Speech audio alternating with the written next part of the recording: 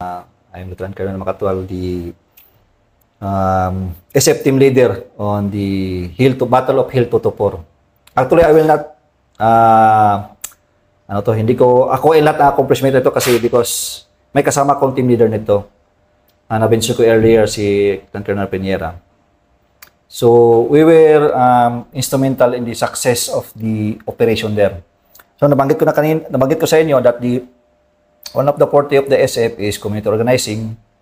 Aside from the capabilities namin na bumaril, no, mag-maneuver, no, maggamit ng speedboat, no, the river ride namin.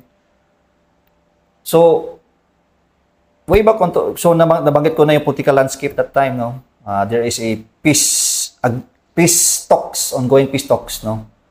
And then also there is also faction among the ranks of the MILF.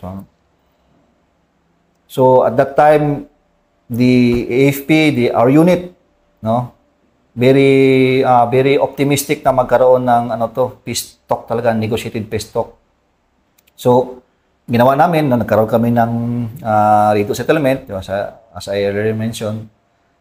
And then there is a community, yung sabi ko nga, yung Tiroray nga, way back on that time, 2012, yung Tiroray community that was marginalized. When we say marginalized, they are abuse of their rights, no? Hindi sila na-utilize, hindi sila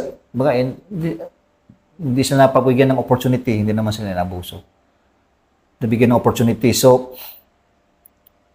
we were given task by the headquarters to organize that community, the Tiroray community.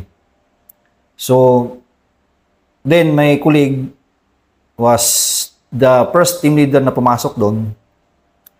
So, in-engage namin yung community. No, we help them to organize in such a manner na makapag-voice out ng kanilang grievances. Kasi because prior to that battle, the BAF function under Ustad Samuel Ombracato,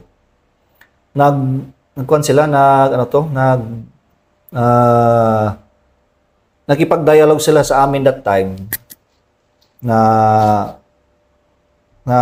kumbaga half-hearted pa sila, hindi pa sila ganun. So we talk to them na go back to your group, no, para bumalik kayo. So unfortunately, it didn't come into fruition.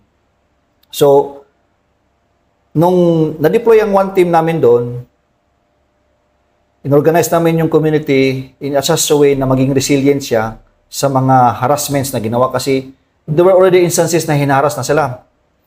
No, there was one time na yung mais nila, ninanakaw ng mga tauhan ni Ombracato, ninanakaw. So, we help them, assist them in filing complaint. Yung kanilang farm nila, ninanakaw, inaagaw ng mga BIFF. And then, of course, nagalit yung mga BIFF that time eh. So, they think na ang Tiroray kasi is parang mababa lang sa kanila eh. They mistreated them, mababa talaga ang tingin nila that time. Hindi ko lang sinasabi ngayon na kasi nag-evolve na rin siguro that time ngayon. So, may mga binabaril, may mga pinapatay.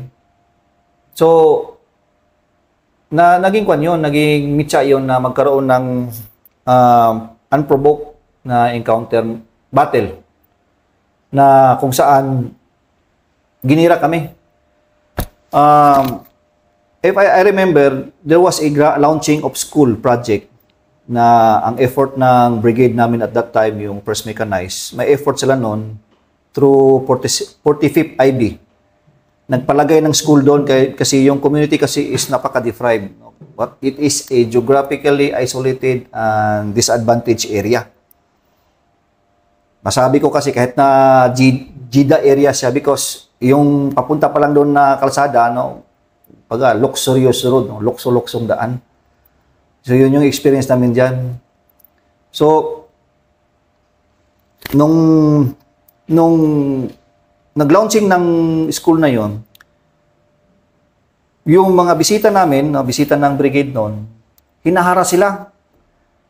pinuputok-putokan sila. And then, nangyari, nung nakababa na sila, nabutas yung isang sasakyan namin, tinamaan ng bala. And then, in-report lang namin kasi nga, sabi namin, hindi kami tinira yung sasakyan lang. Kasi we are instructed not, we are not fired. If we are fired upon, saka lang kami puputok. So the second instances there, bakit pumutok yung gera is, there was a time na dumaan yung aircraft ng Philippine Air Force, I think. Nag-taxi doon kasi I remember that Cotabato Airport, yung commercial airplane nila, doon sila nag-taxi sa Buongo Island. So, na-find out ko na lang yun. Kasi, nung aircraft ng Air Force na nag-taxi doon, kasi isang taxi din kasi yun na approach niya, pupunta doon sa Airport Awang. Tinira ng 50 caliber. Baga, tinira ng air defense ng kalaban doon. So, pinareport ako, binidyoan ko, sinend ko sa kanila. Then, tinawagan ko na sila, our aircraft were tinira ng ng anti-aircraft ng BIFF set. So, of course, the brigade exhausted all the efforts, no? Kinausap pa rin. Tapos, baga, out of nagbigay pa ng, sige, para hindi na kayo makipangkuan, we will give you, binigyan ng ayuda, kasi baka ayuda ang kailangan nila. So, nag-ayuda pa kami. The unit there, the brigade, provided ayuda to the community. Kami at saka yung BIFF. But after 3 days, doon nag-start yung gera noon, sometime in July 2012. Ang pinakaunang burst of fire is yung detachment namin. Kasi, yung terrain kasi, ganito kasi yung itsurang terrain kasi. If you imagine, Cotabato Airport, and then going to South Cotabato, to Jensan. So, yun yung kalsada na yan. Isang daan lang yan na passable ng civilian to include military at saka yung pang-computer is yung Esperanza Awang Road. Yung nag-iisa lang yan. If you fly that road, galing ka ng Esperanza papuntang Awang, sa left portion mo yon. Sa crossing ng crossing Salvo of Dato Unsay. So yung bundok sa likod na yan, rolling yan. It is bounded by Talayan, Gindulungan, Dato Unsay, and Dato Hopper. So, yung bundok na mataas na yan, it is a strategic position, no, na mention ko sa inyo na before yung Olotwar, it is an impregnable fortress. And then there's sometime, no, nung after ng MOA 8, iniwanan natin, no, natira na lang yung Hill Totopor. Kasi it is a series of hill. Kumbaga yung hill, yung bundok is may alam niyo kasi yung bundok, 'di ba? May mga elevation yan . May mababa, may medyo mataas, may napakataas, no. Sa napakataas na bundok niya is yun yung Mount Perez. Ngayon, itong area na ito is ancestral domain ng mga IP, yung mga Tiduray. At the same time, ginawang kampo na Umbracato na kampo ng BIFF.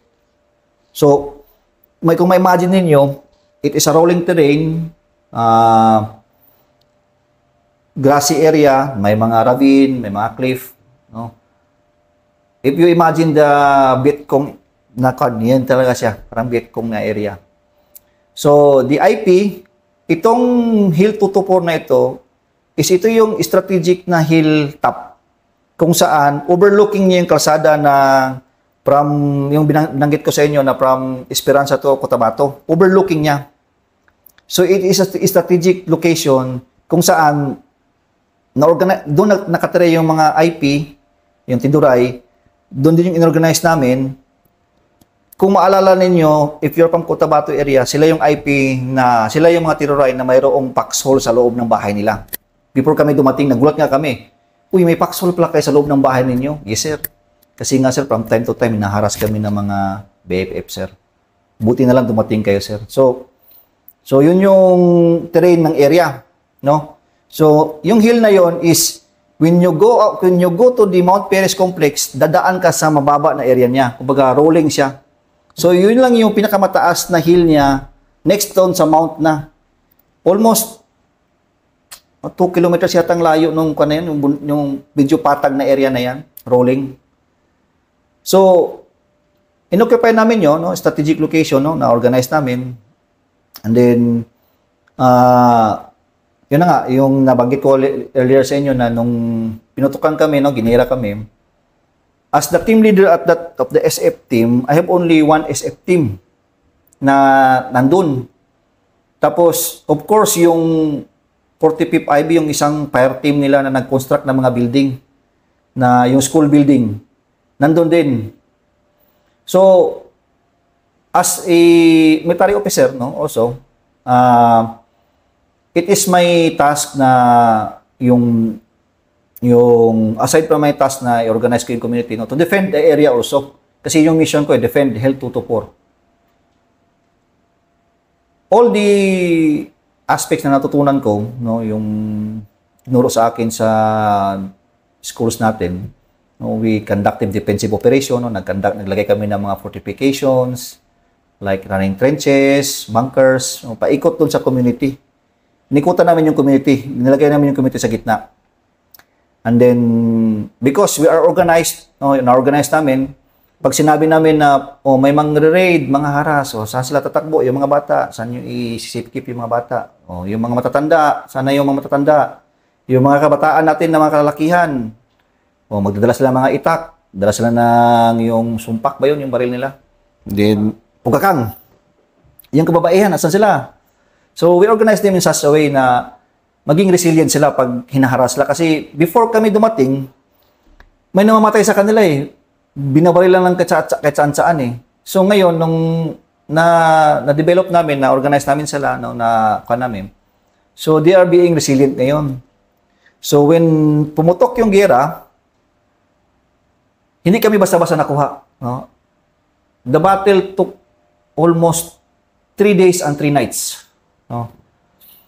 Sa loob ng 3 araw at 3 gabi, na-isolate kami, nakulong kami. So, of course, at that time, nag-sound na ako sa unit ko na, sir, there will be a, magkakaroon ng gulo. So, ang guidance sa akin, ipacify nyo as much as possible. Yes, sir, we already pacify it, sir. Kinausap na namin yung leadership ng BFF, sir. Kasi may open line naman tayo that time. Nakakausap natin yung commander nun. Ayaw nila. Na to the point na before yung launching ng school na nung hinaras yung mga bisita natin, is may namatay pa talaga na mag-uuling. So, naging halo-halo na yung problema eh. Bottom line, hindi na lang nag-boil na, pumutok na yung gera. So, on my exploits as the team leader, no, my war exploits doon. So, nakita niyo na kung ano yung background niya, anong itsura ng bundok, anong itsura ng terrain. Ano naman yung SF team doon? Nasa nabanggit ko sa inyo, isang team lang kami. Plus, yung isang fire team ng 45th IB, yung kasama ko. Versus kalaban namin. When we say base command, no, base command, it is a battalion size formation ng armed nila. Nasa 500 plus yata yung count namin nung pinapa-check ko sa mga tropa eh. Pinapa-profile ko sa kanila, pinapa-check ko kung ilan lahat sila. Almost 500 as reported by yung verify din ng headquarters. Almost 500 sila. More or less 500. So tingnan niyo ha, one team lang kami, isama mo na yung 45th IB, sabihin natin 5 sila, isang fire team lang eh. Nasa 16 lang kami noon kasi isang SF team and then 2 teams na enablers namin na ang pinakamalakas ko ng firepower na doon is yung machine gun na kung tawagin natin ay Minimi. Dalawang piraso lang, isang Minimi at saka isang K3, isang Minimi namin sa SF, isang K3 ng doon sa 45th IB. Tapos ilan lang yung M203 namin doon, mga nasa 4 lang yata kami may M203 doon. Tapos yung bala namin parang sakto lang talaga na 2 basic load. So, for 3 days and 3 nights, meron kasing kwan sa amin doon yung yun naman kataga, experience doon na pag yung bala mo is isang basic o dalawang basic load lang, yung gira mo sa mga forces na ito is abutin lang ng isang araw, baka magre-resupply na ng bala. Kasi ang kalaban doon, pag putukan ka, volume of fire din sila din. Ikaw din, tropa din, sundalo, mag-volume of fire ka rin. So, isa na yun, nag-conserve kami ng yung TTPs, yung training namin na puputukan mo lang kung nakita mo. So, kung 500 ang kalaban namin, one team kami, oo nga. But, given the location ng hill namin, galing doon sa highway, it will take you 2 kilometers maglakad ka, saka yung hilltop. The units na pwede mag-reinforce sa amin is along the highway sila. Si 46 IB, I think. 46 IB, Saudi, Ampatuan, 45 IB in Talayan, the first mechanized in second mechanized in Crossing Salvo, first mechanized in Mamasapano, and then may isa pa, yung 6 IB, I think, yung Charlie Company na dito sa may Gindulungan area. Lahat yung mga batalyon na yon, during the first salvo of firefight, lahat ng mga units na yun, to include brigade, Phoenix nila. When we say fix, hindi nila pinagalaw yung tropa doon, hindi nakalabas. Binantayan lang yung kung asaan yung post, asaan yung labasan ng tropa. Kasi nga, high ground nga yung mga pinastahan ng kalaban eh. Di siyempre din, ang kalaban din natin din, magagaling din yan eh. Nagre-recon din yan, nagsusurvey din yan, nagkakanak ng casing din yan, nagsusurveillance din yan. On the first salvo, sila yung unang in-entertain. Hindi sila nakagalaw. Minumortar sila. No? Yan, nakikita namin kasi nasa hilltop kami. Kami, ang unang hinaras nila is yung detachment namin sa baba. Kasi prior ka makaabot sa Hill 224, may detachment kasi kami in-establish. Yun yung unang hinaras nila. Fortunately enough, yung kafgo ko nalilima doon, natatatlo lang yung granata nila, no? Baril na, 3 lang yata. Pinulot ko ng maga, around 6 in the evening, na pull out ko sila. Ang first putok is around 12 o'clock in the evening, alas 12 ng gabi. Alam na namin na magkaputukan na, pinulot ko na, sabi ko, we will hold the ground, magde-depend kami dito. Kasi, prior to our operation kasi, we've been deployed there for almost 6 months. So, pinortify na namin yung area, no, physically. We also organize the people in a such way na maging resilient siya. And then, the trainings that we have, no, yung direct action na capability namin at saka yung special reconnaissance capability namin, in-employ namin nung nagkaputukan na. I will not explain the tactical side na because I believe there are people who could discuss that one. Ang sa akin nandun is for 3 days and 3 nights na hold ko yung terrain. We're able to thwart the attacks. Hindi ko na mabilang kung ilang beses nag-alawakbar yung BIFF doon sa post namin, sa pwesto namin eh. Doon ako nakakita na yung kalaban, pwede mo nang tagain eh, pwede mo nang assaultin na tagain mo eh. Ganun na nakalapit sila. You can see the white of their eye. So, ginayugyug na nila yung namin, yung mga nilagay namin na mga bakod doon, ginayugyug na nila. So, hindi kami nagpatinag, no? 1 team versus 500. So, sa force, sa economy of force, napaka-economy na talaga sa forces talaga. And then, isama mo pa yung isang 5 tao ng ng tropa ng 45 IB na nag-construct, yung one fire team nila. Plus, isama mo yung kafgo na off-duty doon kasi yung tiroray, yung hanap buhay nila talaga is pagkakapgo. No? Aside from pag-uuma, pagkakapgo yung hanap buhay nila. So, kulang-kulang, nasa bilang ko nga doon eh. Almost 30, no? Parang almost 30. Yung kalahati doon, regular, kalahati, mga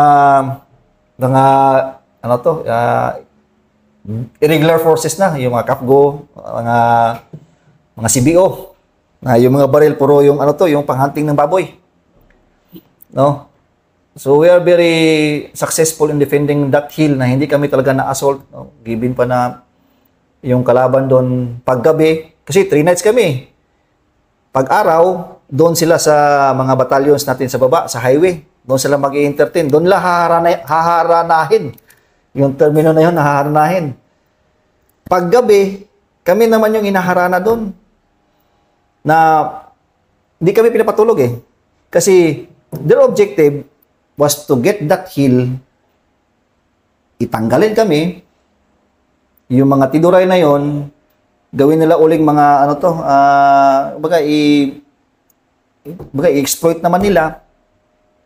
Tapos makuha nilang hill na yon, hindi na makukuha ng sundalo yon pag nakuha nila. So it's very strategic because in 2000 nung kinuha yung hill na yon, umabot ng almost 2 weeks nung kinukwento sa akin ng isang na-interview ko na tropa ko dati sa ibang unit naman yon. It took them 2 weeks to get that hill alone. So as a team leader, sabi ko, pag ito binitawan natin ito, mamamatay tayo lahat, no? Maubos tayo lahat. Pati yung mga tiroray na nandito sa community. Kasi community yung pinaglaruan na namin eh. And then, mapapahiya pa yung armed forces nito, lalo na yung unit natin. So, nakipagkuhan kami. Baga, nung after ng battle na yon, yung bala ko I was an M203 at that time. Yung bala ko natira, 4 na lang. Kumbaga, yung basic load ko, 2 basic load ko, yung magazine ko na lang, 3 na lang yata naman nun eh. So, ganun ka intense yung firefight namin noon, no? I know that there are some war stories also na intense ng firefight, but it was my intense firefight when I was the team leader of that team. Na fortunately, no, we're able to defend the hill. Walang namatay na mga IP at tao ko, sundalo ko. Pati yung taga 45th IB na tropa na augmentation na isang fire team na nag-construct ng school building. We are very very lucky kasi we applied the TTPs, saan yung concentration, kuhan baga sa defensive operations, maglalagay ka ng mga fortifications, saan yung priority area mo, saan yung mga target reference points mo, saan yung magiging access of advance ng kalaban, yung probable, saan yung, baga, I considered all those things na naturo sa akin when I was studying in the schoolhouses that we have. So, ang isang naging after effect nun, after 3 days, dumating yung reinforcement namin galing si 68 IB. When they reinforce us after 3 days, mainit pa yung gira eh. Kasi after nung na-free up yung mga units na na-fix for 2 days, so siyempre nagdandaan na sila mag-mobilize. Yung isang batalyon na nag-reinforce doon, napin down pa sila. There was an instances na napin down sila, nag-shift yung attention sa amin. So from our position, nag-shift sa kanila. No. So, nagpadala pa ako ng 2 teams ko doon para lang i-free up yung pressure doon. Na, nung na-employ namin yon, alam ko yun ang naging isang ang isang naging capability namin na wala nga kaming mortar, wala kaming heavy fire pa, wala kaming 50 caliber.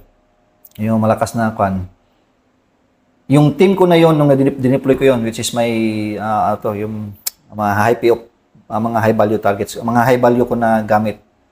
Nung na-deploy ko yon, no, na-free up siya. After 1 day, nakamaneuver yung batalyon, and then our colleague from the Rangers were able to reinforce us from behind. Nakuha nila yung taas. That before sila nag-withdraw, nakita namin, no, may team na sinend ko na naupihan nila, no, they were able to see the enemy na nag-withdraw sila. yung mga saan yung dinesignate namin na target reference points noon, doon talaga sila dumaan. And we're able to interdict them using the indirect fire support. No, we're able to deliver them a fatal blow noon. So, nung naputukan noon, we're able to see nag-negative na lang yung artillery noon kasi ang dami nang pinadeliver noon kasi nga open na nga siya for the tactical aspect. So medyo yung medyo decisive yun. And then nung pag-withdraw nila, after nung natapos na yung gera-gera doon for 7 days, medyo napacify na. Wala nang BFF na bumalik because inoccupy na ng mga Tiroray yung kanilang ancestral domain. And then the military, after our mission doon, nung medyo napacify na namin, naayos na namin yung kasi hindi naman lahat ng gera is puro gera lang. Meron ka rin radicalization din sa mga nakasama mo at saka yung mga na-involved. So, nagkaroon ng radicalization doon. Nikoppay natin, lagay natin ng mga detachment doon. And then, until now, yung mga Tiroray natin, mga kababayan natin doon, they are very thankful that they are not already marginalized. No? They've been, nakuhan sila na capacitated sila as a group because our objective naman talaga doon is to capacitate them, to organize them. Ngayon, wala nang bumabalik na BFF doon as per may mga contacts ko doon, yung mga kaibigan natin doon, sila nagsabi na they were able to farm their land na inoccupy ng mga BFF. So that was yung pinaka decisive blow doon na if that hill fall, maliban sa nakaswalpis kami, o baka na POW o napatay pa ako doon, it will be detrimental to the government because ang hirap ng kukunin nun Baga, it takes us years na it takes us weeks nung unang kinuha yan. Nung kami 3 days, 3 nights namin dinepensahan yan. Siguro kung nakuha ng kalaban yun, it will be mahirap na sa atin. So, on the part of being the team leader, because nagkukumand lang naman ako, so yun yung naging war story ko when I was a then first lieutenant. Team leader ako na yung mission namin is it humbles me when I remember that one. Kasi it doesn't not only involve shooting, yung makipag-gira lang, kung hindi magkaroon ka ng touch on the ground, ng community, Also, makausap po rin yung mga process na kino-confront mo, yung pagiging diplomatic mo sa kanila. Yung kung ayaw mo makipag-usap sa akin, daanin natin sa itong paspasan para makinig ka sa akin. And true enough nga, after ng incident na yon, there were no more large formations kami na-encounter ng BIFF. Parang baga nag-sprinter na sila. To the point na I think wala na sigurong BIFF ngayon sa area. Daula, meron pa rin. Yes, sir. I contributed for the accomplishment ng humble accomplishment for the success ng unit natin diyan, lalo na yung supported units na sinuportahan namin. We don't take the credit, sir. Hindi ko actually, sir, nung hindi kayo medyo sa akin, sir, medyo pupursige, sir. I don't want to share the stories because we are silent professionals, sir. Tahimik lang kami, sir. We are not bragging that one, sir. We are being humble, sir, because we are taught to be humble, sir. It's a small feat to celebrate, sir. And we are thankful, sir, na those communities na tulungan namin, sir, napakan namin, sir, are being resilient now, sir. being happy na sila ngayon masaya na sila ngayon, sir. May klasada na raw, sir, eh. Kausap ko yung kasama kong team leaders. May simentado na raw, sir, paakit doon sa detachment namin, sir, eh. So, I believe, sir, kaya kung ganun man, sir, na nasimento na, sir, so there's an economic development, sir. There's an economic potential. So, if people are happy, they are content. So, i-quote ko lang sinasabi ng boss ko dati, sir, na insurgency begins in the road's end. It seems to me na you're very happy na you have served in Yes, sir. in that area. With capital letter, that area, di ba? THAT. Yes, sir. And siguro, kung hindi ka naging motivated and happy na ganon, nag-serve ka doon, I don't think baka yung lessons mo na sinare mo positively ngayon, baka negative yung share mo, eh. Kung hindi positive, di ba? Yung naging experience mo. Ang isa talaga sa nagpamotivate sa akin nun, sir, is tayo, sir, natutulog tayo sa bubong, sir, na kumakain din ng masarap na pagkain, sir.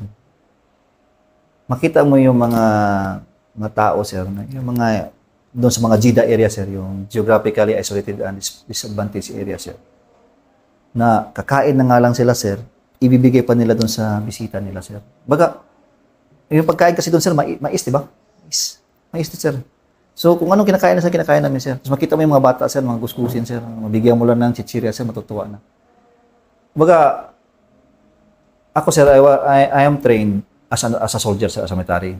I am trained to fight. I am trained to shoot. I am trained to, But the training that I got from my Scout Ranger, from my SF, it gives me, sir, na moral obligation sa akin, sir, na, pinagbigyan ka ng gobyerno, bakit hindi ka tumulong? In my sir, baga, masaya ako, sir. Actually, sir, I am happy, sir, if I am being deployed. Masaya ako, sir, kasi, baga, nakakita ako ng mga opportunity na pwede pang maayos, sir, ba? I don't believe, sir, naman, kasi baka yung iba naman kasi, sir, iba din yung motivation lang. Basta ako, sir, yun yung motivation ko, sir. Masaya ako, sir, pag nade-deploy ako, sir. Yung iba kasi, sir, mas malungkot pag nade-deploy ako, sir. Masaya ako nade-deploy kasi it will give me opportunity na makatulong, sir, in a way na kung ano talaga yung kaya namin pwedeng itulong. And then, of course, sir, makita mo, sir, na may improvement pala, may kaayusan pala, sir, na deliver mo, sir. Baga, accomplishment ko na yun, sir. Regardless of the awards, the decorations that I received, sir. Kasi, sa atin naman kasi, sir, pag nakalagay sa uniform natin, sir, yun yung pamantasan na you've been serving, performing well, sir. But sa akin, sir, kahit na wala yan, sir, masaya ako, sir, na, sir, na may nagagawa kami, sir, at nako-contribute sa community, sir.